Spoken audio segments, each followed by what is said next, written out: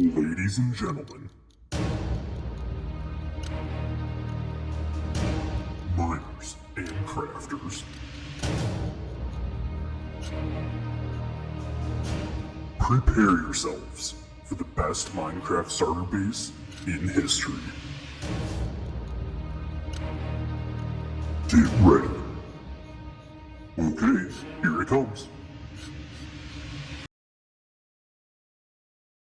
Boo! You suck! Welcome everyone, and before you jump to conclusions, I know this starter base may look like complete and utter but I promise you, it serves every single need that a new player might have. I mean, let's take a look at my front entrance here. I have a state-of-the-art security gate installed, so no mobs can just, walk right in.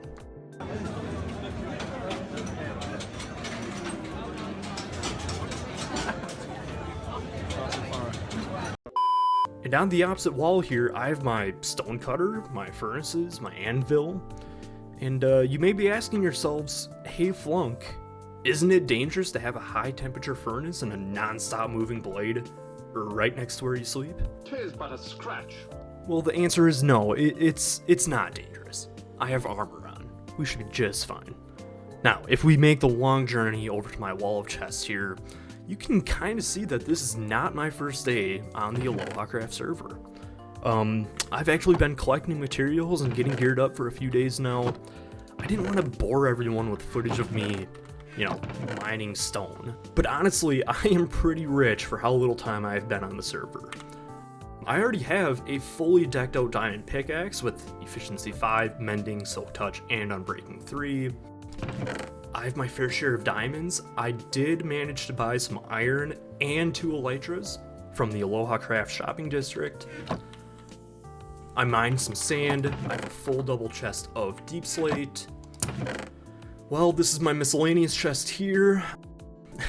And this here is not uncommon for me in a new Minecraft world. I will hang on to the most worthless even though I'll never ever use these. It is definitely like I'm on an episode of Hoarder's Minecraft Edition.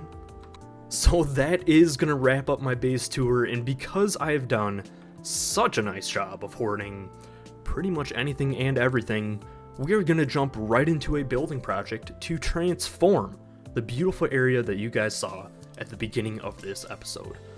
Now, let's go get an idea of what my plans are. I am extremely happy with the area I chose to build my mega base. The 1.18 terrain generation is just so incredibly cool. Now, this may not be the tallest mountain that's possible in Minecraft, but I think it's going to provide a solid base for me to build something amazing. Now, my plan is to put my main building in this general area, which puts me right next to this middle area and also next to this mountainside, which leads all the way down to the river below that flows all the way to the ocean. And not only that, but there's a massive cave directly underneath us that we can take advantage of. I think I'm going to aim for a bright, lush, and natural looking style for above ground, and then have a dark industrial area in the cave below. I mean, we could even have it be like a bat cave. I think the contrast between above and below would look really good. But before we start on any of that, my plan for today's episode is to build a huge gondola system that travels from the river below up to this mountain. I think we have everything we need to start building this gondola system, so we should be all set to start transforming this mountainside. Enough of me talking though, let's cue the music and start the time lapse.